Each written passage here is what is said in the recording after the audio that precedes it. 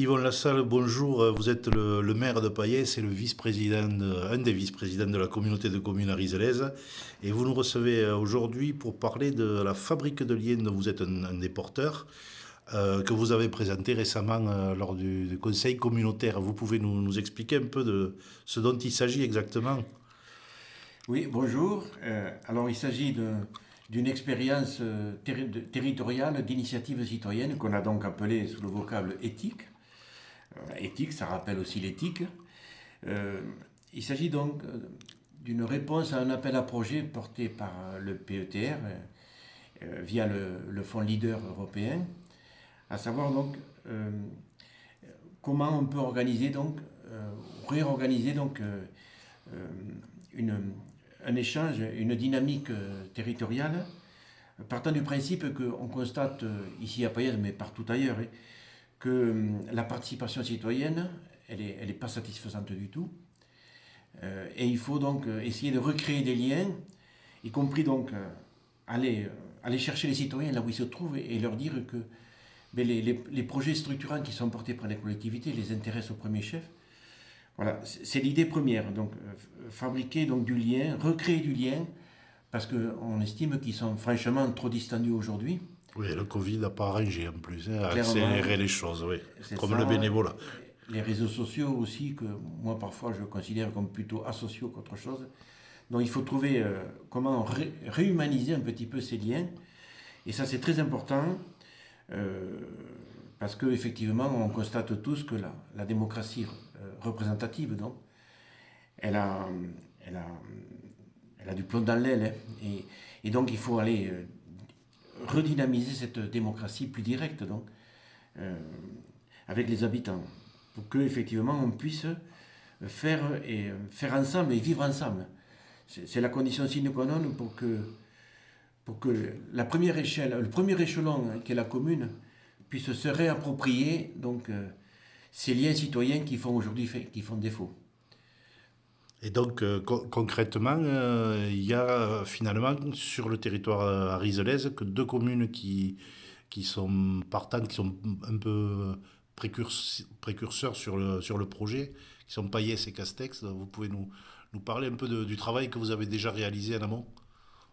Oui, alors l'idée c'était euh, d'aider donc une initiative privée, c'est-à-dire donc euh, un théâtre de verdure où les animateurs n'avaient, enfin, les organisateurs n'avaient pas la capacité humaine et matérielle pour organiser ça.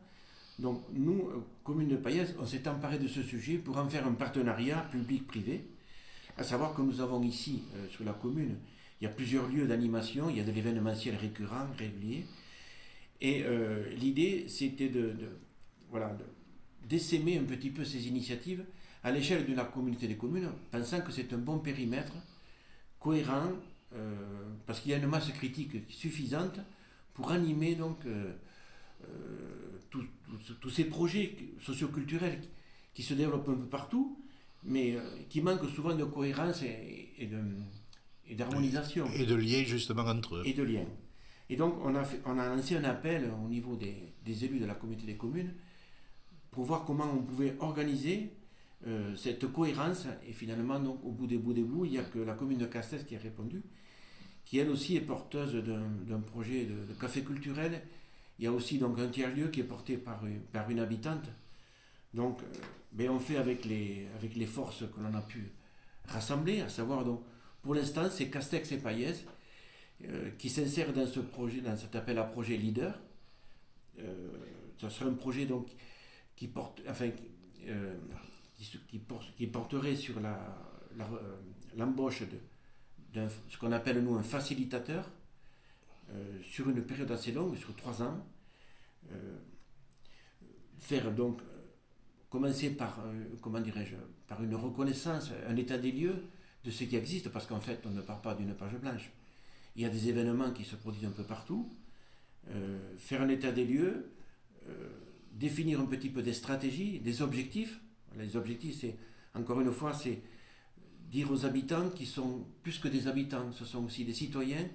Il faut aller les chercher là où ils vivent, là où ils travaillent, et les impliquer. Donc, et quelles que soient donc, les strates, il faut que ça soit aussi intergénérationnel. On a une pensée aussi pour les enfants, pour les ados, comment les impliquer. C'est pas simple, c'est pas d'un claquement de doigts, c'est pas en envoyant des flyers, c'est pas suffisant. Il faut carrément qu'il y ait un contact humain entre les élus, les citoyens. Et là, donc, l'idée, c'est de recruter un animateur territorial qui sera justement dans l'interface entre les élus et les citoyens. Donc, on veut le faire sur un temps assez long, parce que ça demande de la mobilisation, sur un temps assez long, c'est-à-dire environ 3 ans. Et il y aura bien sûr un engagement financier de la part de ces deux communes, tout en sachant quand même que le fonds leader peut nous subventionner à hauteur de 80%. C'est plutôt 64%, mais on peut avoir un bonus en allant chercher un partenaire hors territoire.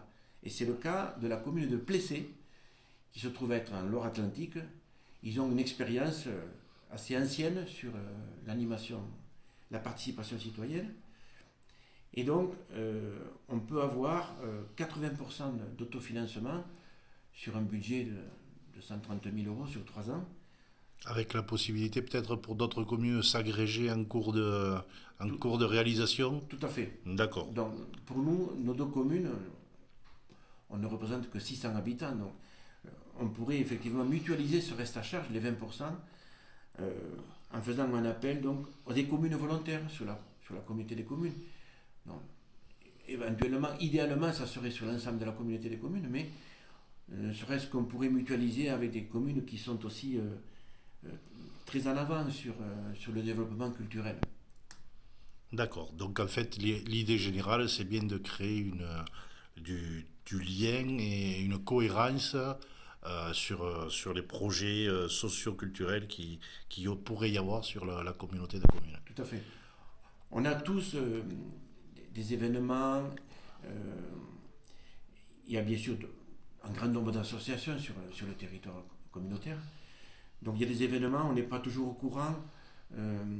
Oui, déjà éviter que certains se télescopent C'est ça. avec des vides certains week-ends et un trop-plein d'autres. Améliorer la communication. Alors, il y a une porte d'entrée qui est simple et qui fédère, c'est tout ce qui a trait à la culture. La culture au sens large. Mais on pourrait aussi imaginer un partenariat, un échange avec des thématiques qui sont très transversales et qui concernent tout le monde. Je pense par exemple à l'habitabilité, à la mobilité, à la parentalité. Il y a beaucoup de sujets. Un des sujets aussi qui est assez prégnant, c'est comment on peut aussi augmenter l'autonomie alimentaire. Voilà. Tout un tas de sujets qui concernent donc toutes les générations. Et ça permettrait effectivement, voilà, au-delà de la culture, qui serait une bonne porte d'entrée, ça permettrait d'aborder énormément de sujets. Et je pense encore une fois que une Comcom, c'est le bon périmètre pour que ça se réalise. À taille humaine. Bien. Je vous remercie. Merci à vous.